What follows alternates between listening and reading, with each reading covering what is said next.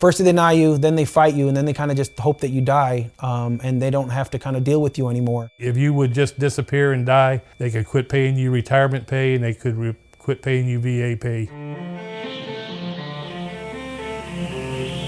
Was jumping into Nijmegen DZ on about 10 or 12,000 feet. Everybody starts taking off, and you can see the shadows turn and head towards Nijmegen in a track, trying to make up the difference between where we are and where we should be. I had the opportunity of being deployed, which was to Afghanistan. You're in a combat situation. You know, you have full round magazines with live ammunition. You're just constantly on watch, on guard.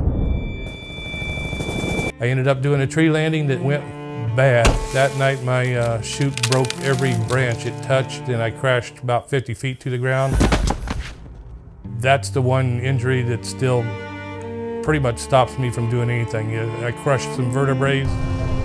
You don't have, enemy combatants that are in uniform. They're just regular civilian clothes. 1 minute there could be a vehicle that just does have a family on it, and then right behind it there's another vehicle that actually plans on doing harm to you. It becomes a blur as far as trying to distinguish kind of, am I in a safe place or am I not in a safe place? And it's ultimately, you're never in a safe place.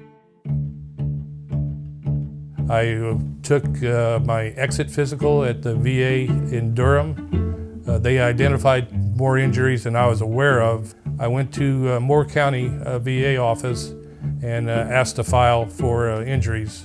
I saw a doctor in about 4 months. I thought I was being evaluated for a broken back and shoulders, and it was an ear, nose, and throat guy who evaluated me for tinnitus. Transitioning out of the military, they don't tell you, look, these are the things to tell the VA or information that you should give them. So you go through, you put your initial claim in, and then it's a waiting game. And the first response I get back from them is that they denied my claim for everything. When you're dealing with the VA, it's pretty onerous. If you don't use the correct term when you're describing an injury or a problem, it's an automatic reject. The trouble sleeping, the hypervigilance, things like that, those are all things that are associated with PTSD. And they weren't asking the right questions. And a lot of times it's difficult where you don't know how to express it, or maybe even suppressed it, so it's something you don't want to bring up. A lot of the personnel that I think that work at the VA don't have military experience, so they don't understand a lot of the things that we do on a normal basis.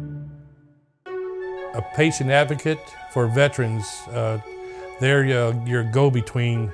They're able to wade through the red tape and the bureaucracy to get you results that the original VA wouldn't. I didn't know what to expect, but right off that first phone call that I had, it made it clear that they were an advocate for me as a veteran. It wasn't like they didn't have any hidden agenda. It's actually even run by prior military, so it's veterans helping out veterans. Without a patient advocate, you're basically at the government's mercy. If they don't want to adhere to their own rules and regulations, there would be no other company who can represent you on your behalf. My name is Jose Valdez, and I served the United States Army for 6 years with the 82nd Airborne.